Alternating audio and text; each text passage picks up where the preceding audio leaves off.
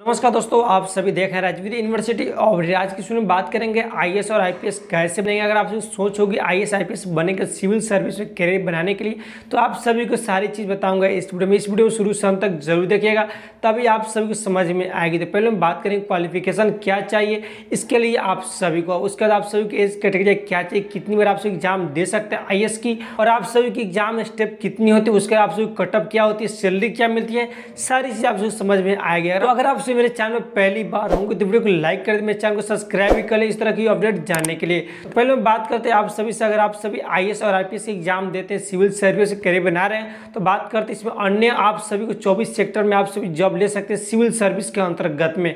तो बात की जाए तो आईएएस आईपीएस एग्जाम किसके द्वारा कंडक्ट कराई जाती है, यूपीएससी के द्वारा कंडक्ट कराई जाती है। वही बात की तो आप सभी यूपीएससी का फुल फॉर्म क्या होती है, तो यूनियन पब्लिक सर्विस कमीशन होती है। तो अब बात करते हैं इसके आवेदन करने के लिए क्या क्वालिफिकेशन चाहिए। अगर आप सभी ग्रेजुएशन पास कर ले किसी भी यूनिवर्सिटी से, वही अगर आप सभी BA, BSc, BCom, BBA, BCA कर ले, अगर आप सभी इंजीनियरिंग मेडिकल कोर्स कर रखे, अगर आप बात की जाए किसी भी यूनिवर्सिटी से यूजी डिग्री कोर्स करेंगे, तो आप सभी आईएएस और आईपीएस की सोच रखते हैं तो आप सभी आवेदन कर सकते हैं।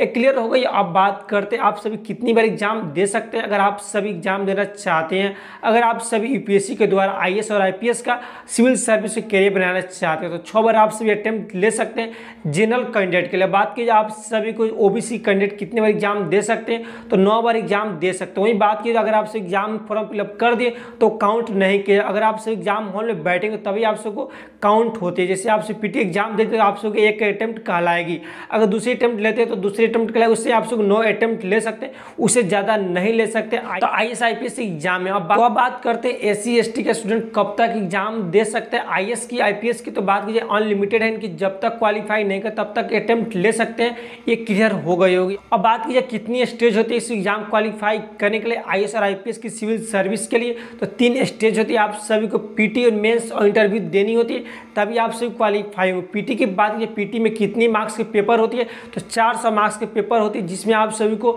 120 आ जाएगा तो आप सभी क्वालिफाई हो जाएंगे। जनरल की कटअप बताई जा रही है। वही बात की अगर आप सभी को ओबीसी के स्टूडेंट हो गए तो वही आप सभी को 110 के अप्रॉक्स आ जानी चाहिए। ओबीसी एससी एसटी के स्टूडेंट हो गए तो 100 के अप्रॉक्स में आ जाएगी, तो आप सभी को पीटी क्वालिफाई हो जाएंगे। आप सभी को आईएएस और आईपीएस सिविल सर्विस के लिए क्वालिफाई हो जाएंगे। उसके बाद आप सभी मेंस की एग्जाम देंगे। एज कैटेगरी क्या रखी जाती है सिविल सर्विस के लिए, तो आप सभी को अगर आप सभी जनरल कैटेगरी के स्टूडेंट होते हैं 21 से 32 होती है, ओबीसी के स्टूडेंट हो गए तो 21 से 35। वहीं एससी एसटी के स्टूडेंट के लिए 21 से लेकर 37 साल तक आवेदन कर सकते हैं। ये भी क्लियर हो गई होगी। अब बात करते हैं मेंस एग्जाम के लिए। मेंस एग्जाम आप सभी को 1750 को होती है, उसमें आप सभी को 9 पेपर होती है, वो भी आप सभी को क्वालिफाई करनी होती है, जिसमें पासिंग मार्क्स आप सभी को 33 मार्क्स होती है। अगर आप सभी तो ही बात की आप सभी कितनी मार्क्स लाना जरूरत है मेंस की एग्जाम में, तभी आप सभी को सिलेक्शन होगी, इंटरव्यू में जा सकते हैं। तो आप सभी बात की जनरल के स्टूडेंट के लिए वही आप सभी को 750 के अप्रॉक्स मार्क्स आनी चाहिए मेंस की एग्जाम में। वो भी ओबीसी की बात की तो 700 के अप्रॉक्स आनी चाहिए। एससी एसटी की बात की तो 650 से लेकर 700 के बीच में आप सभी को आनी चाहिए, तभी आप सभी इंटरव्यू में जा सकते थे। क्लियर हो गई होगी, तभी आप सभी इंटरव्यू में जा सकते हैं। इंटरव्यू में आप सभी को पर्सनैलिटी और आप सभी को बैठने उठने का तरीका देखिए जाए, कैसे आप सभी बिहेव कर सकते हैं अधिकारियों को, तो यही चीज़ आप सभी को इंटरव्यू में देखिए, तभी आप सभी को इंटरव्यू में मार्क्स देकर आप सभी को फाइनल रिजल्ट बनाई जाती है। आईएएस और आईपीएस के लिए कही जाए तो ऑल ओवर सर्विस कही जाती है हमारे इंडिया में।